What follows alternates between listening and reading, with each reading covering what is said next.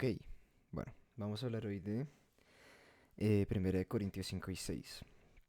Eh, Ayer no pude hacerlo porque se me pasó, la verdad, y estaba un poquito cansado, pero hoy aproveché que tengo este tiempito aquí en la noche eh,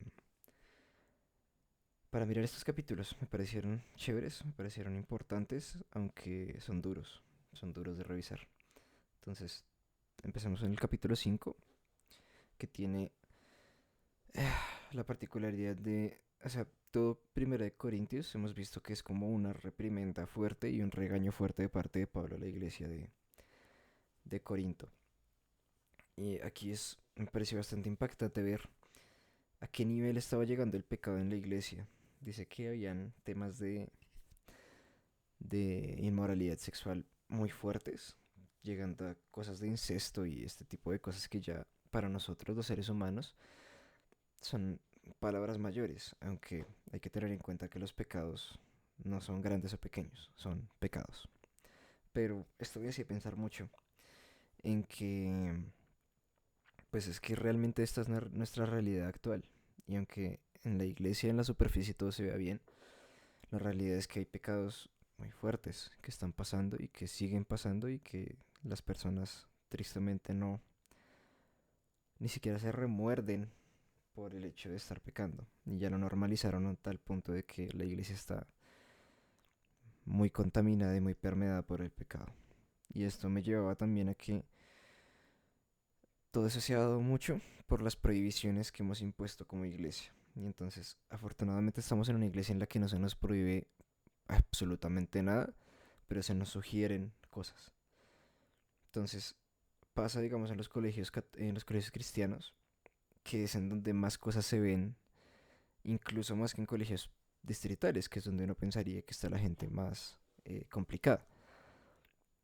Pero no, resulta que en los colegios cristianos se ven cosas de drogas, de sexualidad, de, de vicios, bueno, un montón de cosas que tienden a ser aún más fuertes que incluso en las colegios distritales.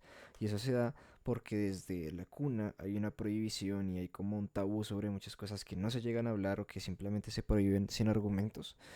Y eso da paso a curiosidad. Y la curiosidad tristemente lleva al pecado, muchas veces. Entonces, creo que sí hay que ser como muy cuidadosos y especialmente yo como líder en prohibir. Y ahí quiero ser muy enfático en que nosotros como iglesia y como líderes nunca prohibimos nada, pero sí sugerimos cosas. Entonces, de mí siempre va a haber un consejo, pero nunca va a haber una prohibición. Y eso es importante saberlo. Al igual que de parte de los líderes como Felipe y Luna y de los pastores como Amandita y Juan Carlos. Otra cosa que me parece importante es que relacionado con esto que decía, estamos tolerando hasta un punto el pecado dentro del pueblo de Dios que se está volviendo preocupante. Y aquí siempre yo he dicho y comparto mucho la visión de Felipe Ávila, en el sentido de que nosotros cuando recibimos a alguien del mundo no amamos su pecado, amamos al pecador, porque puede ser transformado y el pecado puede ser limpiado por Jesús. Pero se vuelve diferente y hay otro punto ahí, cuando el pecado nace y se perpetúa en la iglesia. Y aquí Pablo nos manda a ser muy críticos en el sentido de no podemos juntarnos y no podemos mezclarnos con las personas que sabemos que están pecando dentro de la iglesia. Y aquí es confrontante porque no se trata de dejar de amar o de apartar a la persona, pero sí de mantenernos al margen de ese pecado, de mantenernos al margen de mezclarnos con cosas impuras, porque estamos llamados a ser santos. No debemos ser permisivos con ese cristiano que, aun conociendo la verdad, aún así la ignora y la niega. Y hay varias partes en la Biblia, no sé exactamente cuáles ahorita en específico, pero sí recuerdan mucho eso de el pecador que peca sin conocer la verdad es pecador, pero es más pecador el que ya sabiendo la verdad y ya conociendo a Jesús decide pecar más. Eso es importante. Pasando al capítulo 6, ya para no extenderme mucho, esto es una reprimenda más fuerte todavía que la anterior, y es que eh, Pablo está regañándolos hasta cierto punto de una forma muy fuerte por el mal juicio que han tenido como iglesia y cada miembro de la iglesia. Y no solo los regaña, los corrige por el mal juicio que tienen, sino que creo que es en el versículo 6 habla de que están dando un mal ejemplo a los incrédulos, a las personas que están afuera. Y entonces no solo hay contiendas dentro de la iglesia, como hablábamos en los capítulos anteriores, y no solo hay un mal juicio sobre el pecado de las personas que están alrededor, dentro de la iglesia, sino que más aún están dando un mal ejemplo con esas contiendas y con esos pecados a las personas que están afuera. Y eso nos lleva a alejar a las personas. Nosotros fuimos llamados con la gran comisión a acercar a las personas a Dios. Y nuestro pecado lo único que está demostrando es que no somos diferentes. Y pues aleja a las personas. Si ven a un cristiano borracho, créeme que las personas que lo van a ver no van a creer en que tiene sentido seguir a Dios porque no ven un cambio real. Solo es de palabras para afuera, como lo hablábamos en el grupo de crecimiento.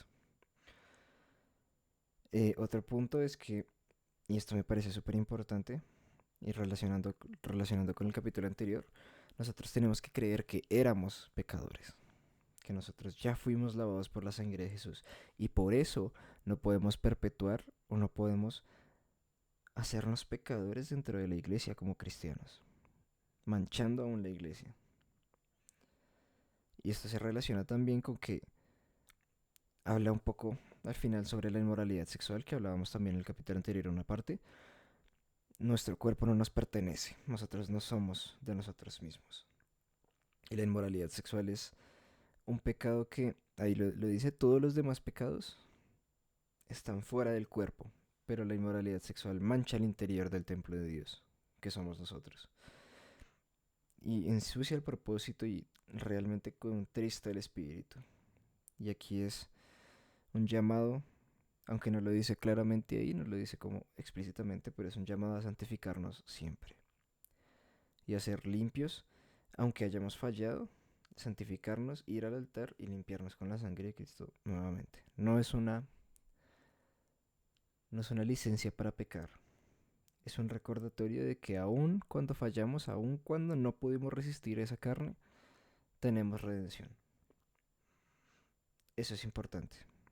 Ya hablaremos más a fondo sobre el tema de la sexualidad, que también es algo que tengo preparado, pero es un buen abrebocas este pedazo y lo toca con un tema bastante complicado desde el capítulo 5.